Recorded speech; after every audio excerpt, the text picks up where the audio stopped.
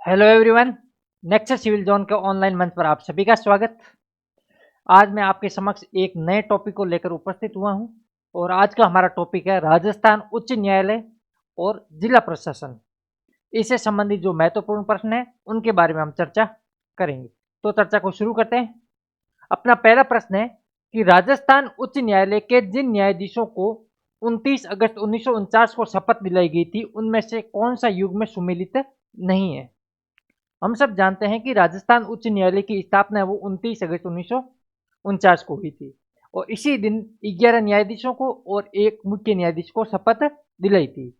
ठीक है, तो ये पूछ रहा है कि जो शपथ दिलाने वाले जज थे उनमें से कौन सा युग में सही नहीं है। इधर जज के नाम लिखे हुए और वो कौन से जिले से बिलोंग करते थे, इधर जिलों के नाम लिखे हुए। 11 थे, 11 के 11 आपको याद रखने हैं, आप सबने पढ़े होंगे और एग्जाम में आजकल ये क्वेश्चन पूछा जाता है, तो हमें सारे के सारे देखने हैं। सबसे पहले है दुर्गा शंकर दवे, के शर्मा भरतपुर, त्रिलोक चंद दत्त बीकानेर और आनंद नारायण कोल अलवर। तो इसकी व्याख्या देख लेते हैं। सबसे पहले नवल किशोर, लाला नवल किशोर कहां से बिलोंग करते थे? जोधपुर से बिलोंग करते थे। इसके बाद में अमर सिंह जसोल, जोधपुर से। तो जोधपुर से कौन हो गए? लाला नवल किशोर। और अमर सिंह जसोल कहां से हो गए? जोधपुर से। उसके बाद में दो जयपुर से, देखो दो जोधपुर से, दो जयपुर से, दो जोधपुर, दो जयपुर और दो उदयपुर। छह तो ये हो गए। ठीक है, इसके बाद में कंवरलाल बाफना, जयपुर से, नाम से पता चल रहा है बाफना कहाँ पे होते हैं? जयपुर में। इसके अलावा मोहम्मद इब्राहिम जयपुर से, मोहम्मद इब्राहिम जयपुर से। इसके बाद में उदयपुर से जवान सिंह राणावत, राणावत कहाँ है? उदयपुर से। जवान कहाँ के? उदयपुर के। और शार्दुल सिंह मेहता, मेहता तो आप जानते होंगे, बलवंत राय मेहता। ठीक है, बलवंत सिंह मेहता हम पढ़ते हैं प्रजामंडल आंदोलन में। ठीक है, तो ये याद रखने में इजीली हो जाएगा। शार्दुल मेहता कहाँ से थे? उदयपुर से। उसके बाद में श्यामचंद गुप्ता कहाँ से? कोटा से। श्यामचंद गुप्ता कहाँ से? कोटा से। उसके बाद में दुर्गा शंकर दवे कहाँ से? बूंदी से। दुर्गा शंकर दवे बूंदी से। उसके बाद में के शर्मा भरतपुर से। अभी शर्मा साहब अपने सीएम है, तो सीएम साहब कहाँ से? भरतपुर से बिलोंग करते हैं, तो ये तो याद रह जाएगा के शर्मा भरतपुर से। उसके बाद में त्रिलोक चंद दत्त बीकानेर, त्रिलोक चंद बीकानेर। और आनंद नारायण कहाँ से? अलवर से बिलोंग करते हैं। ये 11 के 11 जज और उनके सामने वो कौन से जिले से बिलोंग करते थे उनके बारे में लिखा है। ठीक है, तो प्रश्न कह रहा है कि दुर्गा शंकर दवे कोटा, दुर्गा शंकर दवे कोटा से नहीं है। दुर्गा शंकर दवे कहाँ से? बूंदी से है। दुर्गा शंकर दवे कहाँ से? बूंदी से। तो फिर कोटा से कौन है? श्यामचंद गुप्ता है, वो कोटा से है। श्यामचंद, श्यामचंद कई जगह मिलता है, कई जगह केशमचंद मिलता है। ठीक है, तो श्यामचंद गुप्ता है वो कोटा से है। के शर्मा भरतपुर से है। त्रिलोक दत्त अपने बीकानेर से। आनंद नारायण कोल अलवर से। तो अपना आंसर क्या हो जाएगा? A for Apple. अगला प्रश्न, अगला प्रश्न कह रहा है कि निम्नलिखित में से किस तारीख को राजस्थान उच्च न्यायालय के नियम 1952 प्रभावी हुए थे? देखो राजस्थान उच्च न्यायालय के लिए जो नियम है वो कब बनाए गए? पहली बात 1952 में। हाईकोर्ट के नियम कब बनाए गए राजस्थान के? 1952 में। तो अगर वन लाइनर में ये क्वेश्चन आ जाए कि राजस्थान हाईकोर्ट के नियम कब बने? 1952 में। अब आपने पूछ रहा है कि ये प्रभावी कब हुए? 16 जनवरी 1952 को, 15 अगस्त 1952 को, 1 अक्टूबर 1952 को और 31 दिसंबर 1952 को। तो ये नियम है अपने 1 अक्टूबर 1952 को प्रभावी हुए थे। कब प्रभावी हुए थे? 1 अक्टूबर 1952 को प्रभावी हुए थे। तो अपना आंसर क्या हो गया? सी फॉर केट। अगला प्रश्न, अगला प्रश्न कह रहा है कि राजस्थान उच्च न्यायालय की जयपुर पीठ ने अपना कार्य करना कब से प्रारंभ किया था? जयपुर पीठ ने अपना काम करना कब से प्रारंभ किया था? ऑप्शन है 8 दिसंबर 1976, 31 दिसंबर 1976, 1 जनवरी 1977 और 31 जनवरी 1977। तो इसकी व्याख्या देख लेते हैं। जयपुर पीठ की क्या मामला था, बंद क्यों हुई थी? सबसे पहले जयपुर पीठ एक कमेटी बनी थी, पी सत्यनारायण राव समिति। समिति का क्या नाम था? पी सत्यनारायण राव समिति। इसमें दो और मेंबर भी थे।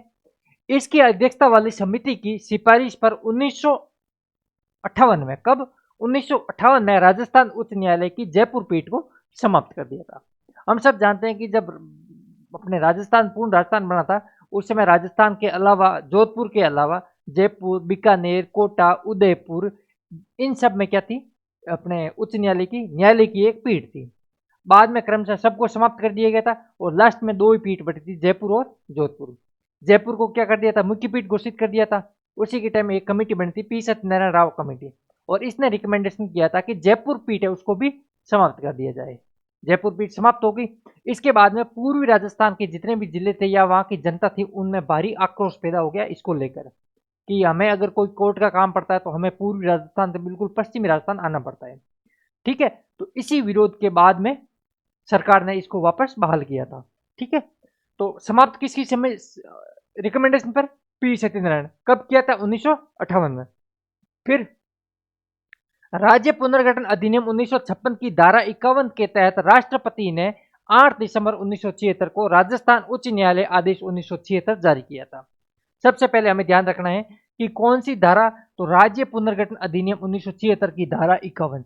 अब आपको ये धारा है ये भी एग्जाम में याद रखनी है। इसकी वजह क्या है?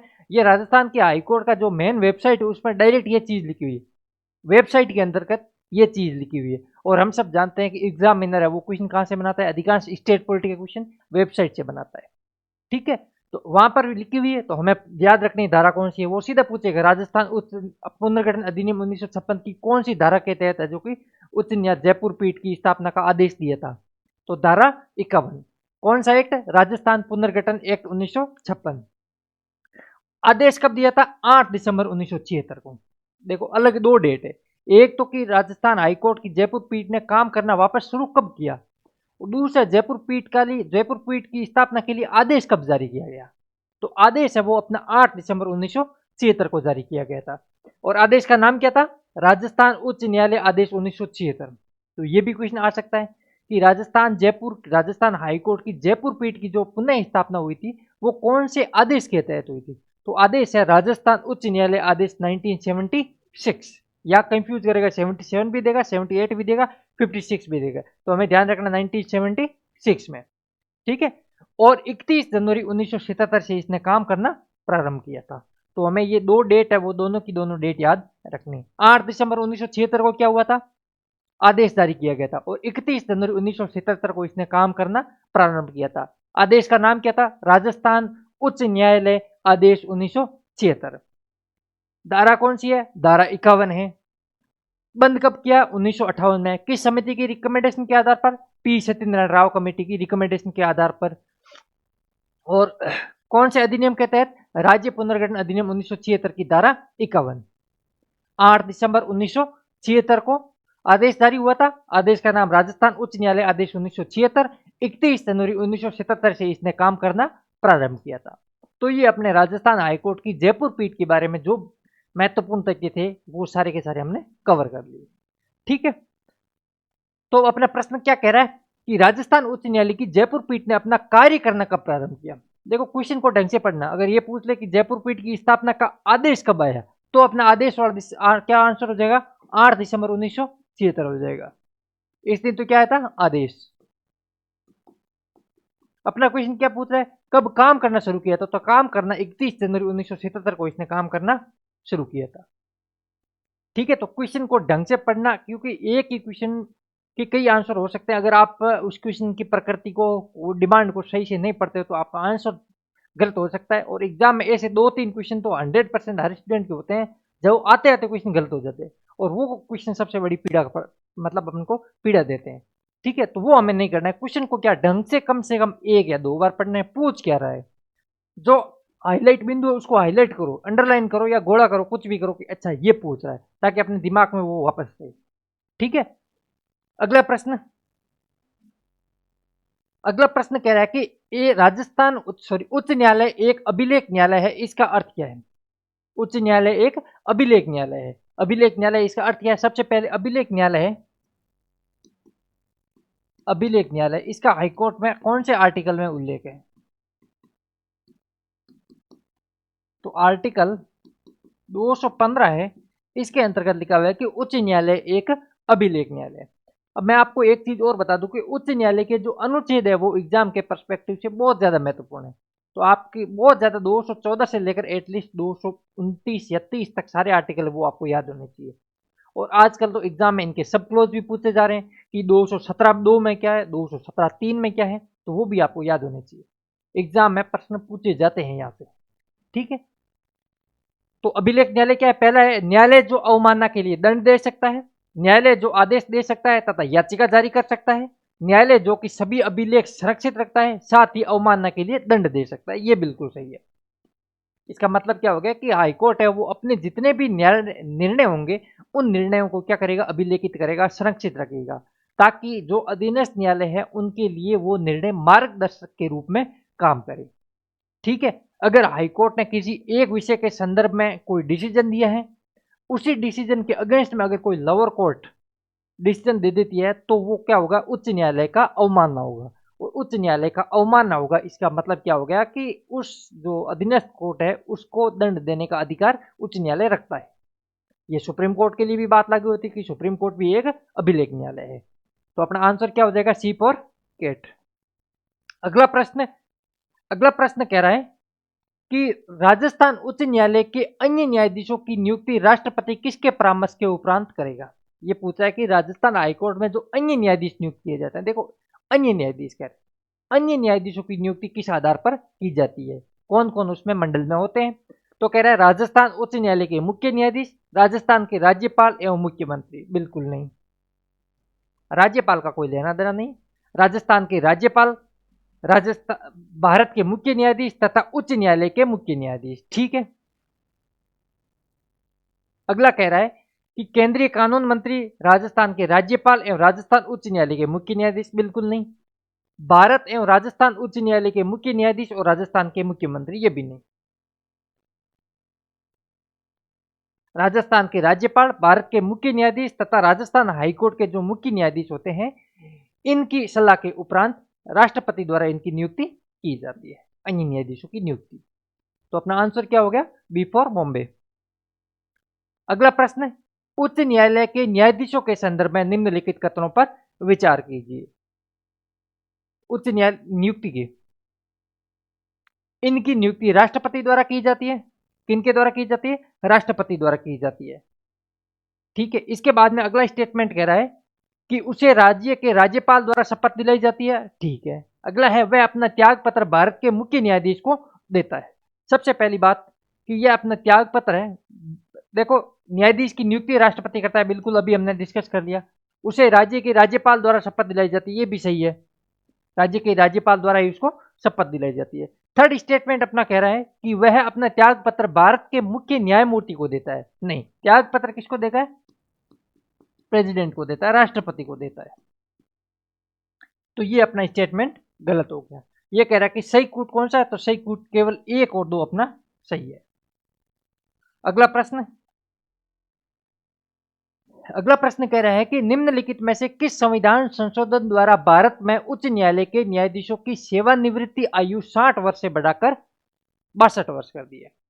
60 वर्ष से बढ़ाकर कितनी कर दी है, 62 वर्ष कर दी है। हम सब जानते हैं कि जो हाईकोर्ट के जज होते हैं इनके लिए जो आयु का प्रावधान था वो पहले कितना था, 60 वर्ष था, जिसको बढ़ाकर 62 वर्ष कर दिया। इसमें वो वाला सीन नहीं कि 5 वर्ष, 6 वर्ष, 4 वर्ष, वो वाला इसमें सीन नहीं है। ठीक है, तो पहले कितनी थी, 60 वर्ष, इसको बढ़ाकर 62 वर्ष किए गए। कौन से संविधान संशोधन के तहत, 15वें संविधान संशोधन के तहत।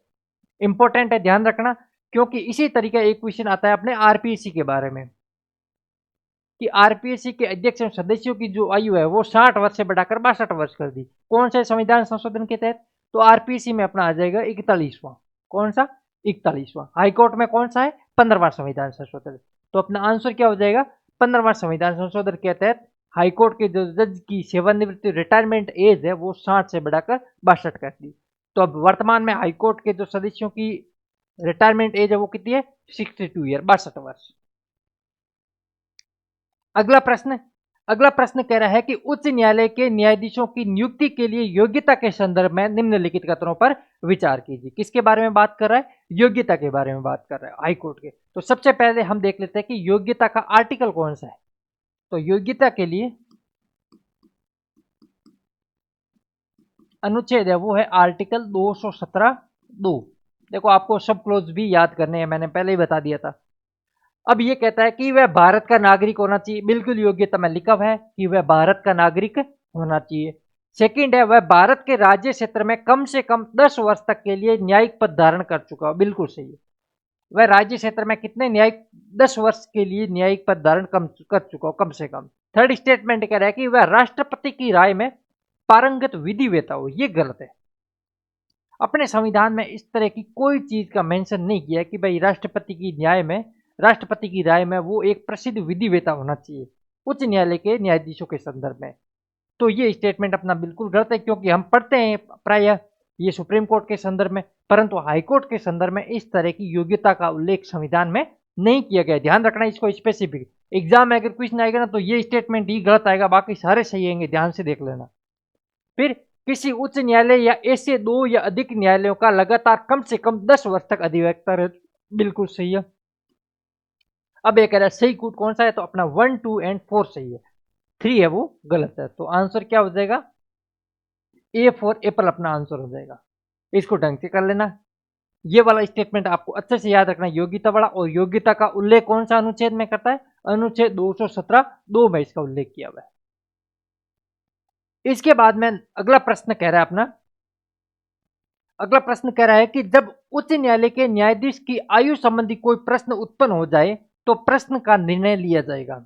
मतलब हाईकोर्ट के न्यायाधीश की एज से संबंधित कोई इश्यू आ जाए तो उसका निर्णय कौन लेगा, निर्णय लेने का अधिकार किसके पास है। तो पहला है केवल भारत के मुख्य न्यायाधीश द्वारा, नहीं, भारत के राष्ट्रपति द्वारा भारत के मुख्य न्यायाधीश की परामर्श पर, बिल्कुल सही है।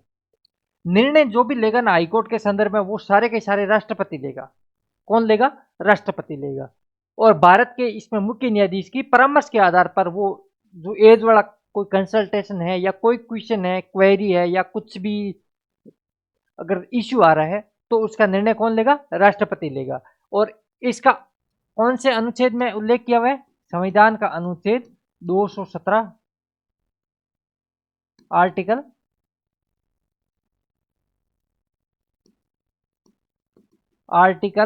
217(3). भाई आपको सब क्लोज याद रखने हैं, मतलब रखने हैं। एग्जाम में क्वेश्चन आ जाएगा, उच्च न्यायालय के न्यायाधीशों की आयु संबंधी कोई प्रश्न उत्पन्न होने पर जो प्रश्न का निर्णय लिया जाएगा वो राष्ट्रपति द्वारा लिया जाएगा। इसका निर्णय संविधान के कौन से उल्लेख में इसका उल्लेख है, कौन से आर्टिकल में इसका प्रोविजन है, वहां इश्यू होगा, हमें दिक्कत होगी। तो मैं पहले से बता रहा हूँ, आर्टिकल सब क्लोज वाले भी आपको याद रखने हैं। अब आपको सर खूब सारे सब क्लोज है तो और कोई ऑप्शन नहीं है, आपको याद करना ही पड़ेगा, क्योंकि आजकल एग्जाम में जो प्रश्न की प्रकृति चेंज हो रही है, कंपटीशन बढ़ रहा है, तो हर एक क्वेश्चन के लिए आपको एक्स्ट्रा एफर्ट डालने पड़ेंगे। और हमें पता है यहाँ एक्स्ट्रा एफर्ट हम डालेंगे तो एक क्वेश्चन सही होगा। तो इतना, अगर एक क्वेश्चन के लिए इतना एफर्ट है तो वो बिल्कुल मेरे हिसाब से तो वर्थ इट है। आज के कंपटीशन के हिसाब से पहले चल जाता था कि हाँ ठीक है, नहीं होगा तो कोई नहीं, दिक्कत नहीं, पर अब एक एक क्वेश्चन के लिए जो मारामारी हो रही है। अभी जो टेलीकॉम एसआई का एग्जाम पेपर हुआ था, 40% नंबर नहीं आ रहे हैं, ठीक है, जीएस के पेपर में। तो सबसे बड़ा इश्यू ये कि पासिंग नंबर कैसे लाया जाए, तो इनके लिए हमें थोड़ा थोड़ा एक्स्ट्रा एफर्ट करना पड़ेगा, हर सब्जेक्ट को थोड़ा सा डीप पढ़ना पड़ेगा, क्योंकि बेसिक जो जानकारी है वो सबके पास है। और बेसिक अब आरपीएससी पूछ नहीं रही है, क्योंकि बेसिक से क्वेश्चन उन्होंने ऑलरेडी पूछ लिए। जब उन्होंने ऑलरेडी पूछ लिए तो वो डीप में जाके पूछेगी, तो हमें भी डीप में जाके पढ़ना पड़ेगा। सिंपल सा तरीका है। अगला प्रश्न, अगला प्रश्न कह रहा है कि निम्नलिखित में से किसके द्वारा एक न्यायाधीश का स्थानांतरण दूसरे उच्च न्यायालय में किया जा सकता है। हाईकोर्ट के जो जज होते हैं उनके ट्रांसफर के बारे में पूछा है कि कौन इसमें ट्रांसफर कर सकता है। पहला कह रहा है कि भारत के राष्ट्रपति द्वारा लोकसभा के अध्यक्ष के परामर्श के पश्चात। भाई लोकसभा के स्पीकर का यहाँ क्या लेना देना, कोई काम नहीं। तो ये अपना स्टेट, पहला क्या ऑप्शन गलत है। भारत के मुख्य न्यायाधीश द्वारा भारत के राष्ट्रपति की सलाह के परामर्श पर, भारत के राष्ट्रपति द्वारा संबंधित उच्च न्यायालय के मुख्य न्यायाधीश के परामर्श पर, भारत के राष्ट्रपति द्वारा भारत के मुख्य न्यायाधीश से परामर्श पर। तो ये ट्रांसफर कौन करेगा, सबसे पहली चीज तो ये भारत के मुख्य न्यायाधीश द्वारा भारत के राष्ट्रपति की परामर्श पर।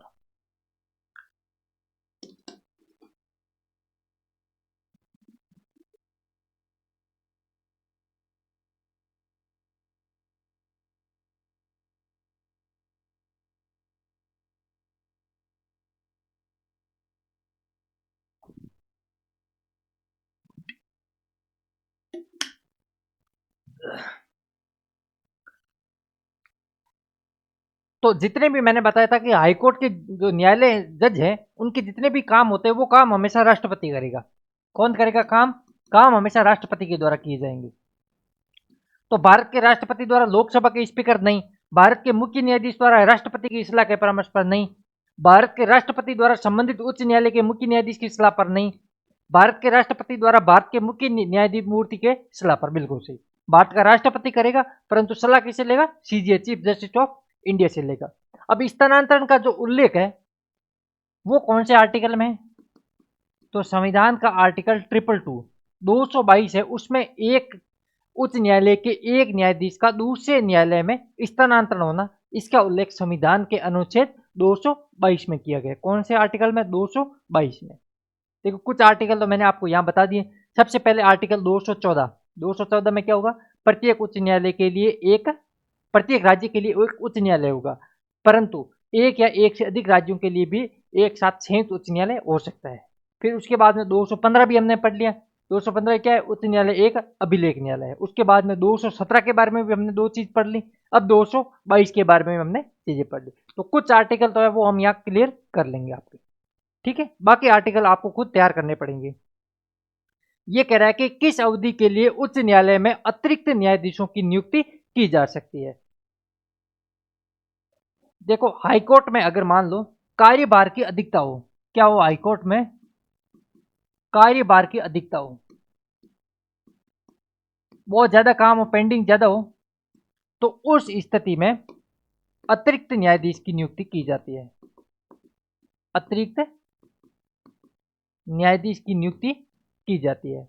जब हाईकोर्ट में बहुत ज्यादा काम पेंडिंग पड़ा हो तो उस स्थिति में क्या किया जाता है? अतिरिक्त न्यायाधीश की नियुक्ति की जाती है। और ये अतिरिक्त न्यायाधीश की जो नियुक्ति की जाती है वो संविधान का कौन सा आर्टिकल है? 224(1) के तहत इसमें उच्च न्यायालय की नियुक्ति की जाती है।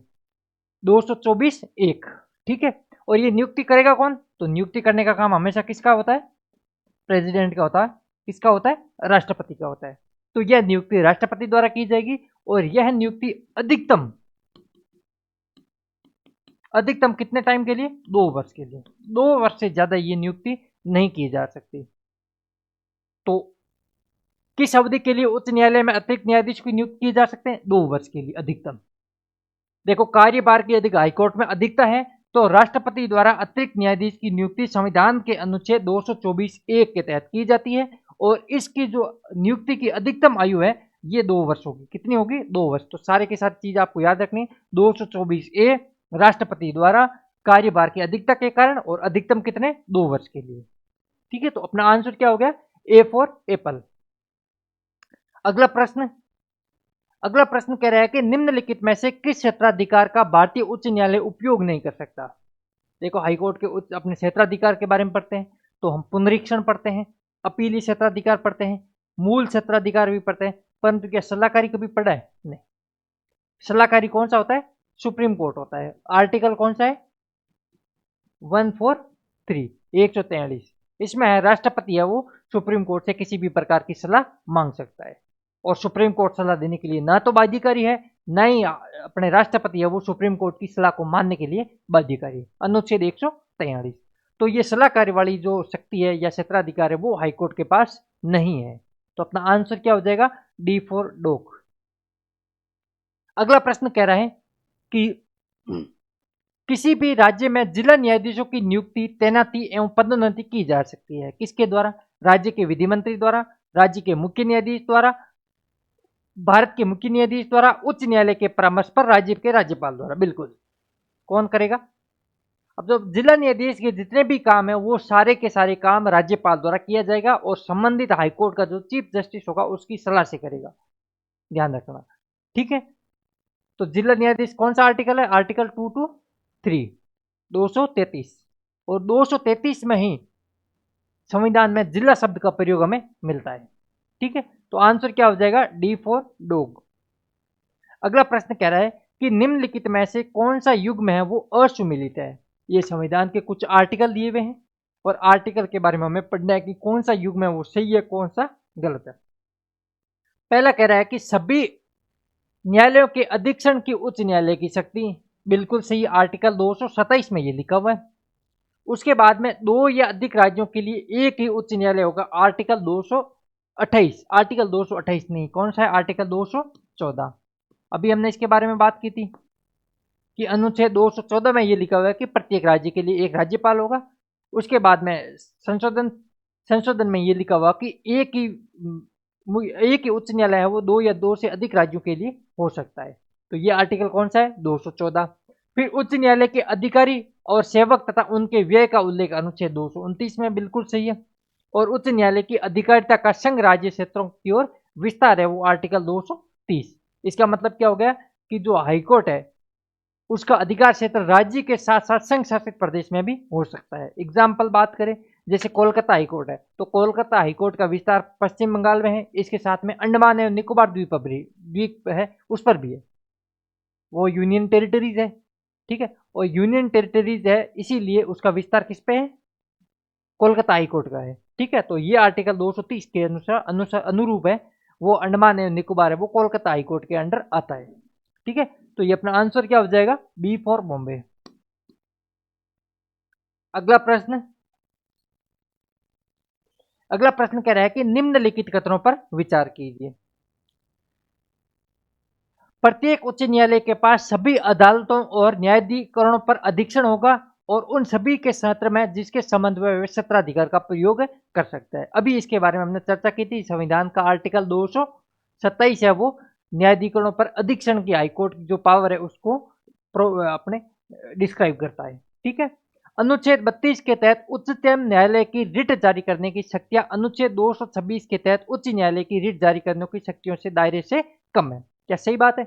ये कह रहा है कि 232 के तहत उच्चतम न्यायालय की रिट जारी करने की शक्तियां 226 के उच्च न्यायालय की रिट जारी करने से कम है। बिल्कुल सही। देखो, हम आर्टिकल 32 पढ़ते हैं, आर्टिकल 1 पढ़ते हैं 32 और एक आर्टिकल पढ़ते हैं 226। क्या डिफरेंस है? आर्टिकल 32 है ये सुप्रीम कोर्ट की रिट जारी करने की शक्ति इसमें, और इसमें है जो कि हाई कोर्ट की रिट जारी करने की शक्ति है। ठीक है, पहली चीज तो ये। दूसरी चीज, अनुच्छेद 32 क्या है? मूल अधिकार है, इसीलिए सुप्रीम कोर्ट है वो रिट जारी करने के लिए क्या है? बाध्य है, क्योंकि मूल अधिकारों का उल्लंघन नहीं किया जा सकता। परंतु यहां पर मूल अधिकार नहीं है 226, इसीलिए बाध्यकारी हाईकोर्ट के लिए नहीं है। पहली चीज, अगर मान लो राष्ट्रपति शासन लगा हुआ हो या नेशनल इमरजेंसी लगी हुई, तो उस स्थिति में हम पढ़ते हैं कि क्या होता है? मूल अधिकारों का मूल अधिकार है वो समाप्त हो जाते हैं, निलंबित हो जाते हैं। ठीक है, तो उस स्थिति में मूल अधिकार निलंबित हो गए, इसका मतलब क्या हो गया? आर्टिकल 32 ही निलंबित हो गया। इसका मतलब उस स्थिति में सुप्रीम कोर्ट रिट जारी नहीं कर सकता। परंतु नेशनल इमरजेंसी की स्थिति में आर्टिकल 226 है वो निलंबित नहीं होता। इसका मतलब क्या हो गया कि नेशनल इमरजेंसी के टाइम पर भी हाईकोर्ट रिट जारी कर सकता है। तो ये हाईकोर्ट की एक्स्ट्रा पावर होगी।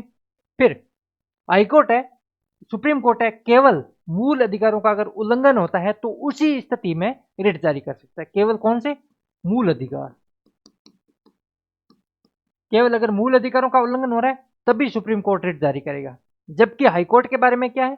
हाईकोर्ट मूल अधिकार के साथ साथ अन्य अगर विधिक अधिकारों का भी उल्लंघन हो रहा है, अन्य विधिक अधिकारों का भी अगर उल्लंघन हो रहा है तो भी हाईकोर्ट द्वारा रिट जारी की जा सकती है। इसके बाद में सुप्रीम कोर्ट है वो 5 प्रकार की रिट जारी करता है।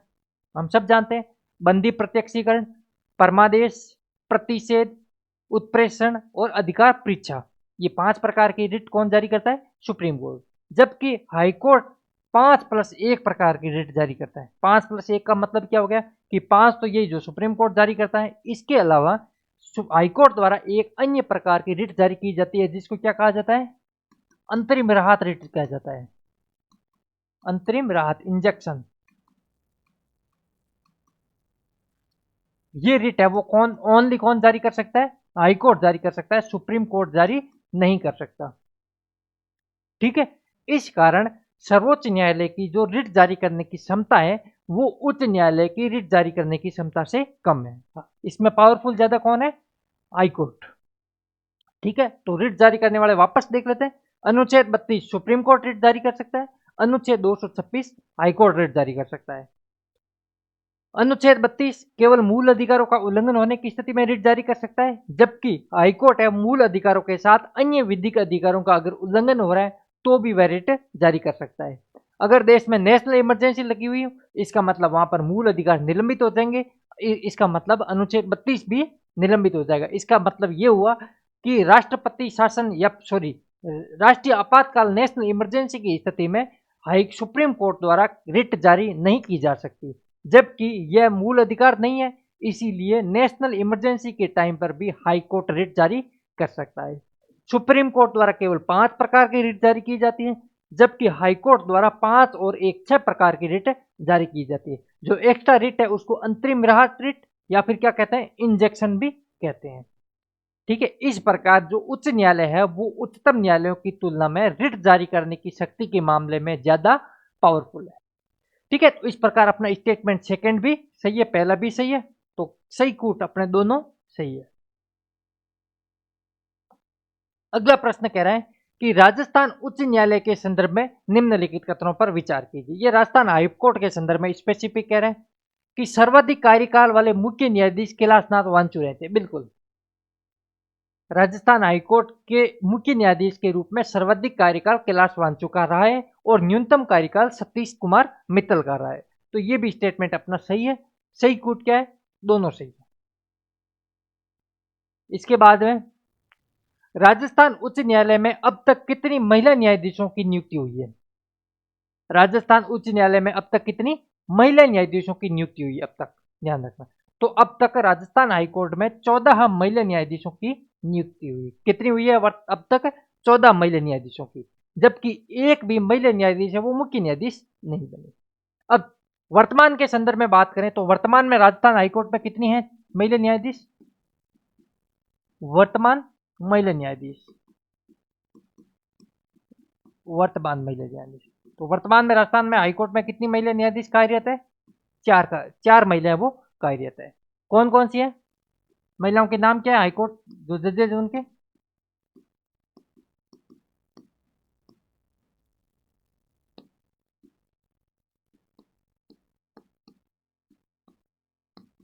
नुपुर भाटिका के डॉक्टर है ना, पीएचडी होल्डर है।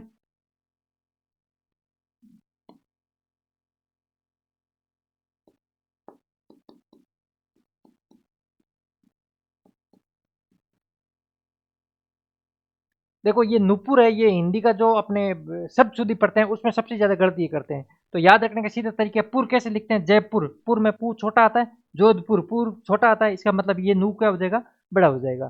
ठीक है, और इसके बाद में कितने हो गई है?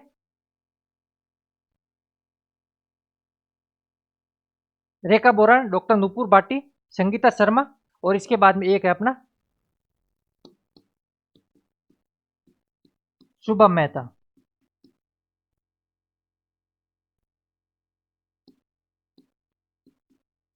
शुभा मेहता, ये राजस्थान हाईकोर्ट में वर्तमान में 4 महिलाएं हैं वो कार्यरत है या नियुक्त है। कौन कौन सी?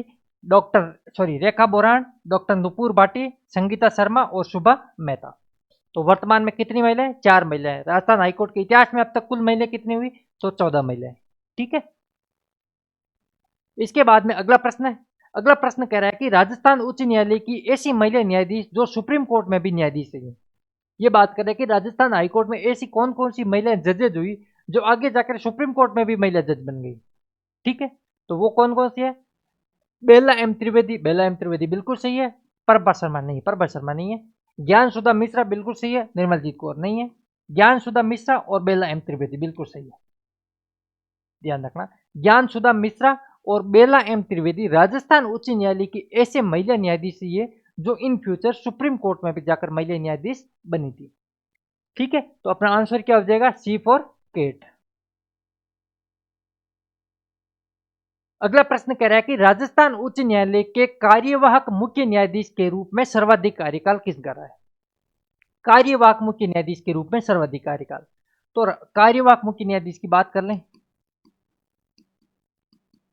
कार्यवाहक मुख्य न्यायाधीश की मुख्य न्यायाधीश, तो प्रथम कार्यवाहक जो मुख्य न्यायाधीश थे वो कौन थे? जे M Panchal. J M Panchal है वो राजस्थान उच्च न्यायालय के प्रथम कार्यवाहक मुख्य न्यायाधीश थे, और इन्हीं का कार्यकाल है वो क्या रहा है? कार्यवाहक मुख्य न्यायाधीश के रूप में सर्वाधिक रहा है। कार्यवाहक मुख्य न्यायाधीश के रूप में सर्वाधिक रहा है। Naveen Sinha, Pankaj Mittal, A R Lakshmanan, J M Panchal. J M Panchal अपना सही हो जाएगा। ए आर लक्ष्मणन के बारे में बात बता दूं, ये 18वें विधि आयोग के अध्यक्ष थे। 18वें विधि आयोग के अध्यक्ष थे। तो अगर वन लाइनर में क्वेश्चन आ जाए कि राजस्थान उच्च न्यायालय के ऐसे मुख्य न्यायाधीश जो 18वें विधि आयोग के अध्यक्ष रहे थे, तो 18वें विधि आयोग के अध्यक्ष कौन रहे थे? ए आर लक्ष्मणन। ए आर लक्ष्मणन।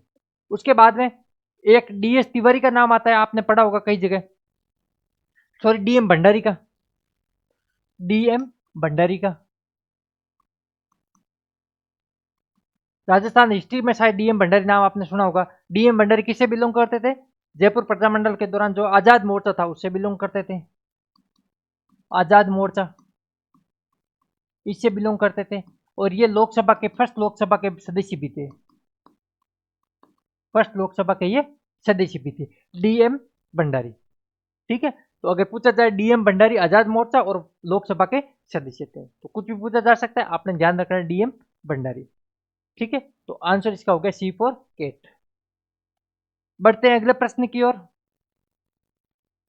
अगला प्रश्न कह रहा है कि राजस्थान उच्च न्यायालय के संदर्भ में निम्नलिखित कथनों पर विचार कीजिए।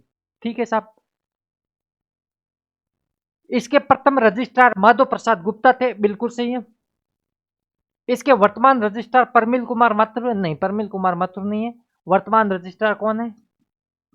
चंचल मिश्रा है।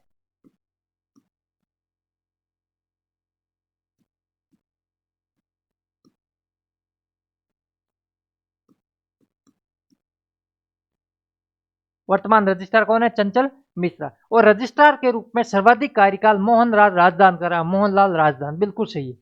रजिस्ट्रार के रूप में सर्वाधिक कार्यकाल किन का रहा है? मोहनलाल राजदान का।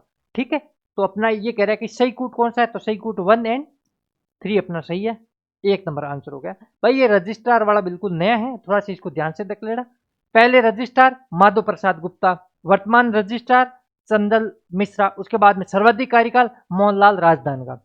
ये चंचल मिश्रा है, इसको ध्यान रखना, ये चेंजेस होते रहते हैं। तो आप राजस्थान हाईकोर्ट की विजिट करोगे तो वहां आपको इनको साइट में ये पूरी डिटेल मिल जाएगी कि इनके रजिस्ट्रार वर्तमान पहले से लेकर वर्तमान तक कौन कौन रहा है।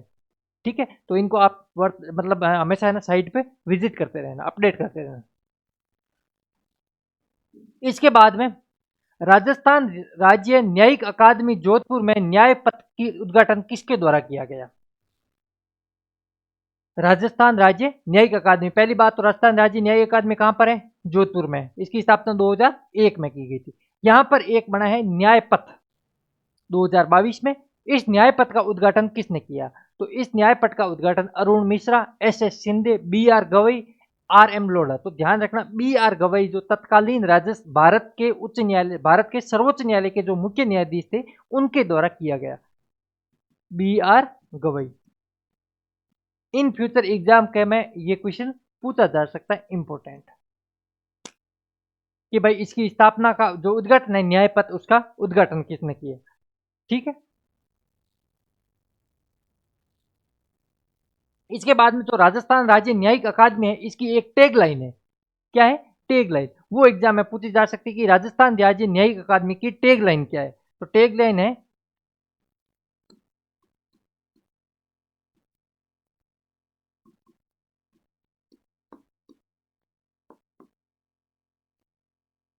राजस्थान जो राज्य न्यायिक अकादमी है, इसकी टैग लाइन है कर्मण्येव ही संसिद्धि। कर्मण्येव ही संसिद्धि।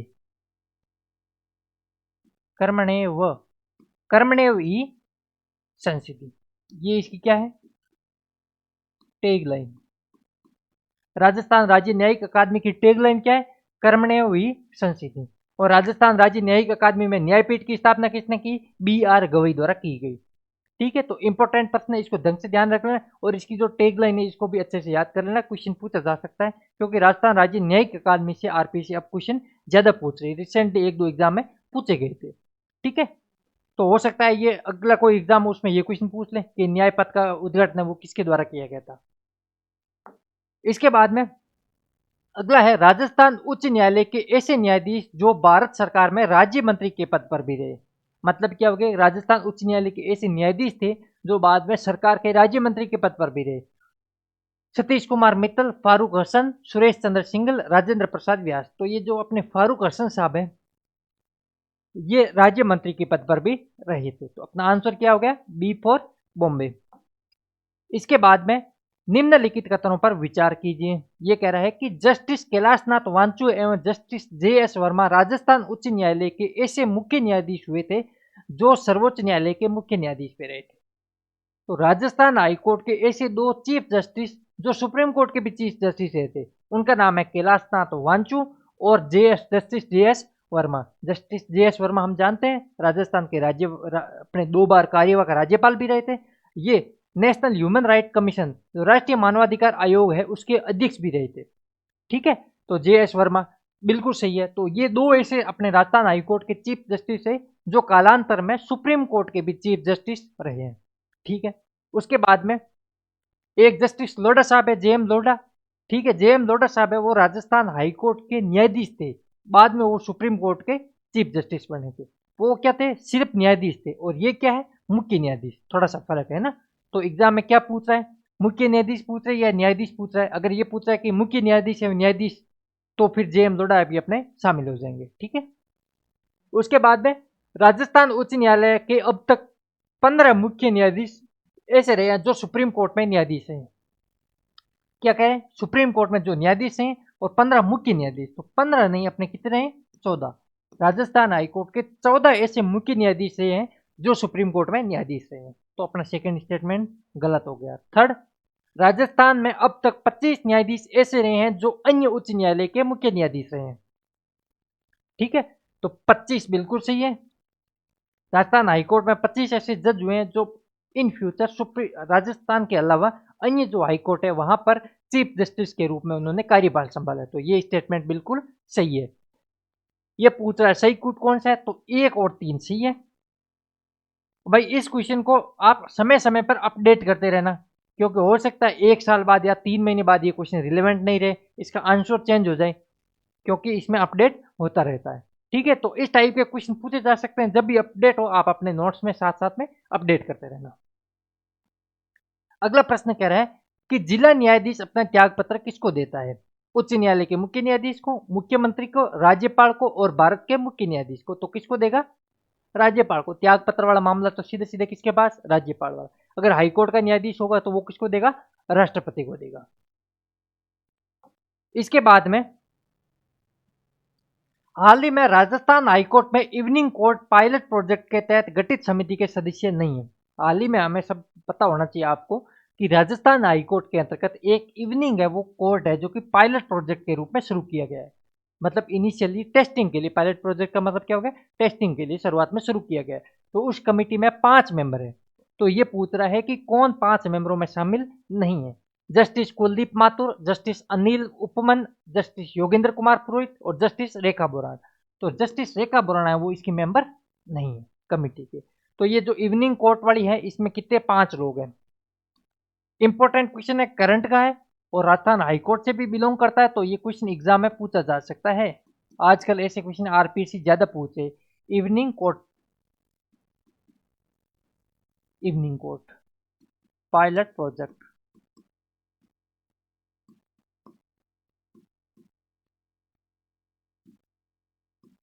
कितने मेंबर हैं, 5 मेंबर हैं। 5 कौन कौन से हैं, जस्टिस कुलदीप माथुर बिल्कुल सही है, जस्टिस अनिल उपमन, इसके बाद में जस्टिस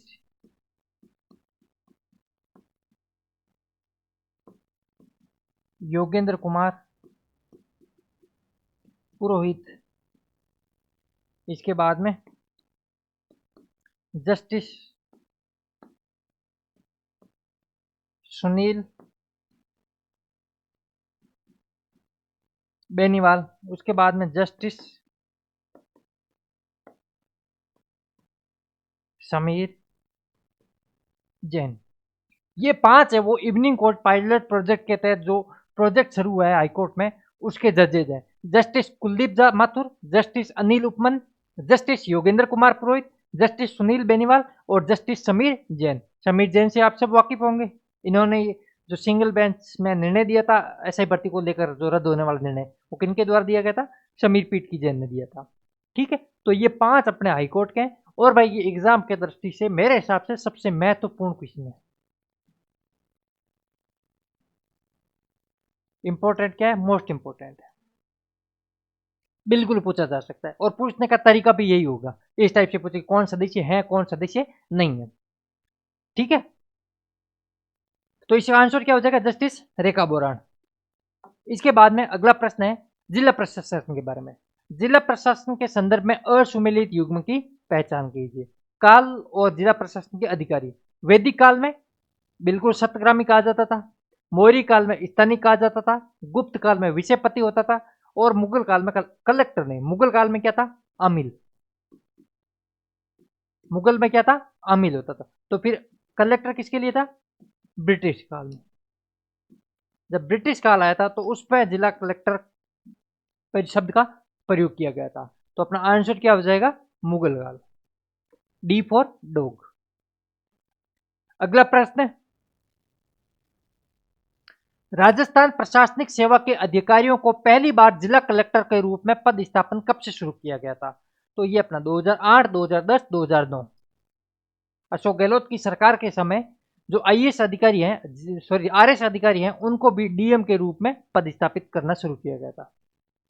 जो जिला कलेक्टर बनते हैं वो कौन बनेंगे? अब आरएस अधिकारी भी बन सकते हैं। ये शुरू कब से किया गया था? 2009 में प्रमोशन होके। ठीक है, इसके बाद में जिला दंडनायक के रूप में जिला कलेक्टर की कौन कौन सी शक्तियां हैं? दंडनायक के रूप में कानून व्यवस्था बनाए रखना, बिल्कुल।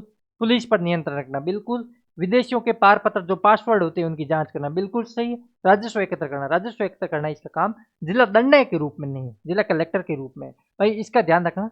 एक मिनट मैं बता देता हूँ। सही कूट 1, 2 एंड 3 सी आंसर।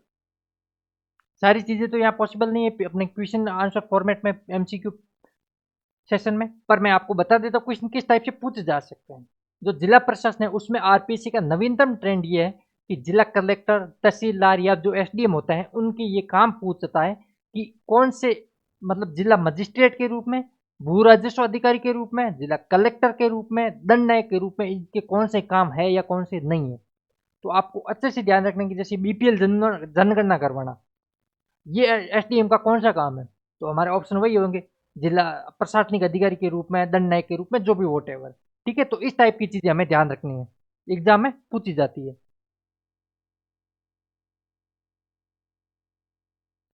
ठीक है, तो अपना आंसर क्या हो गया? सी फॉर केट। अगला प्रश्न है पटवारी ट्रेनिंग सेंटर कहां पर है? कौन क्या पूछ रहा है? पटवारी ट्रेनिंग सेंटर। तो हम सब जानते हैं कि राजस्थान में पटवारी ट्रेनिंग सेंटर कितने हैं? 6। कहां कहां पर है? उदयपुर में है क्या? बिल्कुल उदयपुर में है। अलवर में है, सॉरी चित्तौड़गढ़ में, चित्तौड़गढ़ में पटवारी ट्रेनिंग सेंटर नहीं है। अलवर में है, बिल्कुल है अलवर। जोधपुर में है, जोधपुर में है। गंगानगर में क्या है? गंगानगर में, गंगानगर में भी है। इसके बाद में जयपुर में, जयपुर में नहीं है। ठीक है, तो कितने हो गए? 1, 3, 4, 5 अपना सही कूट हो गया। 1, 3, 4, 5, 4 नंबर आंसर हो गया। कुल कितने पटवारी ट्रेनिंग सेंटर है? 6 पटवारी ट्रेनिंग सेंटर है। कहां कहां पर? उदयपुर, जोधपुर, कोटा, अलवर, टोंक और गंगानगर। 3 संभाग मुख्यालय है और 3 अन्य जिले हैं। कुल पटवारी ट्रेनिंग सेंटर कितने हो गए अपने? 6 हो गए।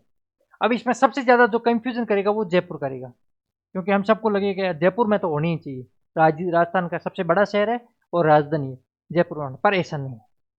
ठीक है, तो जयपुर में ये नहीं है भाई, ध्यान रखना। कौन कौन सा जिले में? जय उदयपुर, जोधपुर, कोटा, अलवर, टोंक और गंगानगर में है वो पटवारी ट्रेनिंग सेंटर है। ठीक है, तो अपना आंसर क्या हो जाएगा? डी फॉर डोक।